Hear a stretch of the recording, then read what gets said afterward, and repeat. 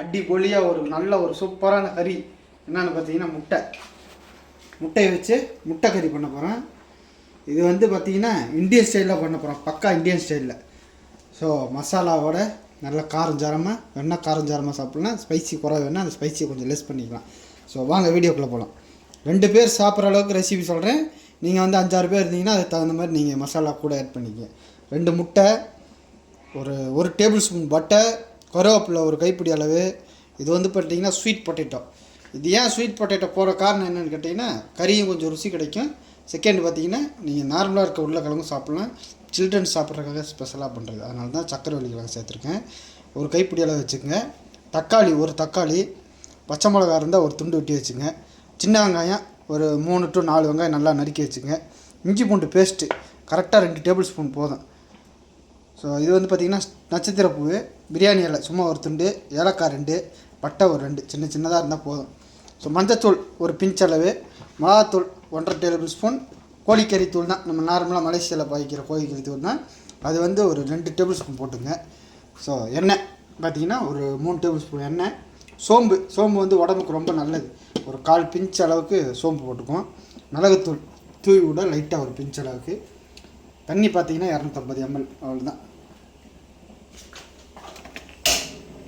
முதல்ல ஒரு பேனை பற்ற வச்சுருவோம். ரொம்ப கஷ்டமெல்லாம் இல்லை, ரொம்ப சுலபந்தான்.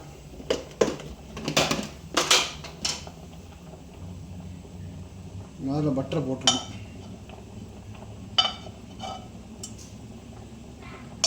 இந்த மாதிரி கறி வச்சு கொடுத்தோம்னா எல்லாருமே சாப்பிடுவாங்க. இதோட எண்ணெயை ஊற்றிடுவோம்.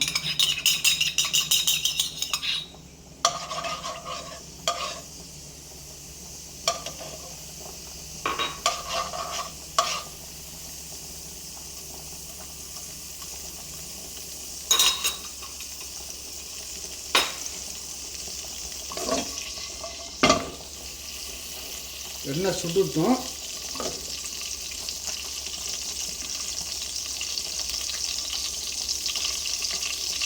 எண்ணெய் லைட்டாக சுடும் போது நட்சத்திரப்பூ, பட்டை, பிரியாணி இலை, இந்த ஏலக்காய் வந்து பிச்சு போடுங்க. இந்த மாதிரி எடுத்து இந்த மாதிரி பிச்சு இதுக்குள்ளே போடுங்க. இந்த மாதிரி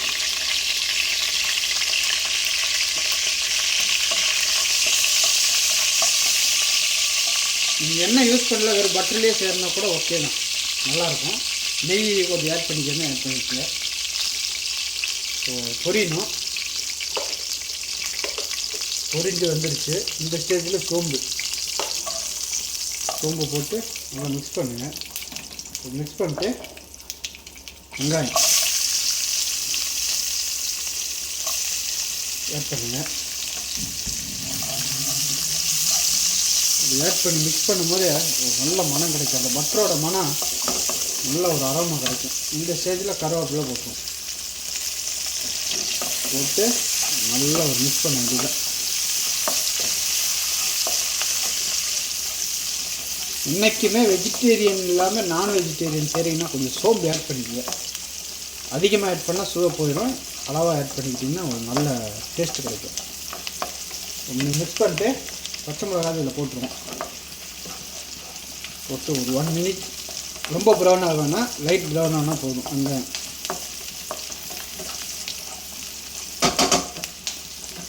மிக்ஸ் பண்ணிட்டு உருளைக்கிழங்கு ஆட் பண்ணிடலாம். ஆனால் கொஞ்சம் வேக டைம் எடுக்கும்.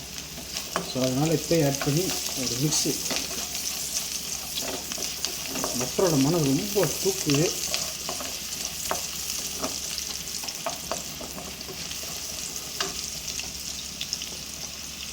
இப்போ வந்து இஞ்சி பூண்டு பேஸ்ட்டு ஊற்றி நல்லா ஒரு வணக்கு.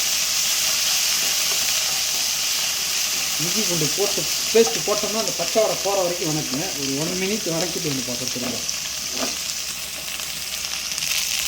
இப்போ தக்காளி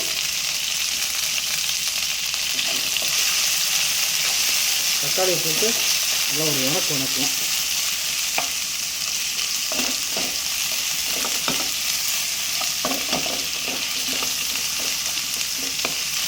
தக்காளி வந்து நல்லா மசியல் மாதிரி வரட்டும். அந்த ஸ்டேஜில் நம்ம மசாலா போட்டுக்கலாம். ஒரு 2 மினிட்ஸ் குக் பண்ணுறோம். ஸோ தக்காளி நல்லா மசியல் மாதிரி ஆனோன்னா மஞ்சள்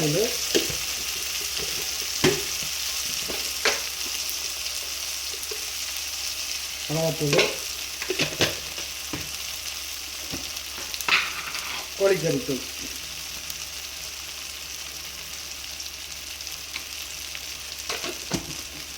போட்டு ஒரு வதக்கு. இப்படி ஒரு வதக்கி லைட்டாக வதக்கினா போதும். தண்ணி ஆட் பண்ணிடுவோம்.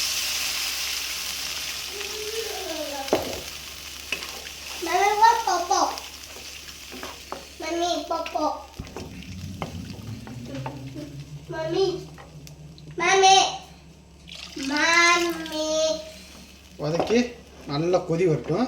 அது வரைக்கும் வெயிட் பண்ணுங்க. ஒரு 5 மினிட்ஸ் கொதிக்க விடுங்க.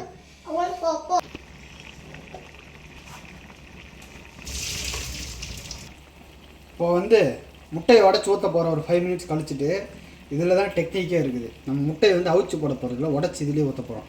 ஆனால் அப்போ தான் இந்த முட்டை குழம்புக்கே வந்து ருசி இருக்கும். இது உடச்சி இப்படியே விட்டுருங்க.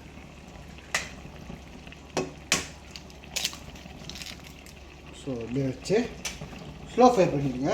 பண்ணிட்டு ஒரு 2 to 3 மினிட்ஸ் அப்படியே மூடி வச்சுருங்க.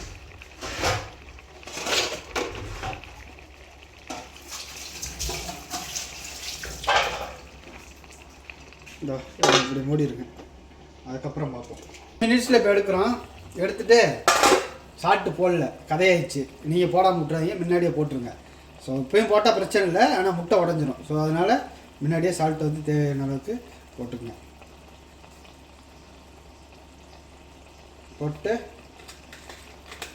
மிளகாத்தூள் லைட்டாக ஒரு தூள்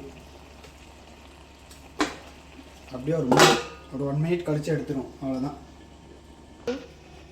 முட்டை வந்து வெந்திருக்க இல்லையான்னு பார்க்குறோம். ஸோ பாருங்கள், நல்லா குக் ஆகிடுச்சு. ஸோ சால்ட்டு கரையிலன்னு சொல்லி கவலைப்பட வேணாம். இந்த மாதிரி முட்டையை வந்து ஒரு சைடில் தள்ளிட்டு இந்த மாதிரி மிக்ஸ் பண்ணாலே போதும். ஸோ நல்ல ஒரு செமி கிரேவி ஸ்டேஜுக்கு வந்துடுச்சு. முட்டையும் நல்லா குக் ஆகிடுச்சு. ஸோ இந்த ஸ்டேஜில் வந்து சின்ன சீக்ரெட் தான். தேங்காய் பால் இருந்தால் வீட்டில் ஊற்றுங்க. அப்படி தேங்காய் பால் இல்லைன்னா ஊற்ற வேணும். எனக்கு எக்ஸ்ட்ரா அடிஷ்னல் டேஸ்ட்டுக்காக நான் கொஞ்சம் ஆட் பண்ணுறேன். ஸோ உங்களுக்கும் அடிஷ்னல் டேஸ்ட் வேணும்னா ஆட் பண்ணிக்கங்க. இல்லாட்டி ஒன்றும் கதை இல்லை, நல்லா தான் இருக்கும். ஏன்னா முட்டை குழம்புக்கு வந்து தேங்காய் பால் ஊற்றணும்னு கிடையாது. ஊற்றுனீங்கன்னா கொஞ்சம் ஸ்பைஸியாக இருக்குது, ஸ்பைசி கொஞ்சம் குறைக்கணும், கொஞ்சம் தேங்காய் பால் ஊற்றிங்க. ஊற்றி கொதிக்க விடாதீங்க, அப்படியே ஸ்டாப் பண்ணிடுவோம்.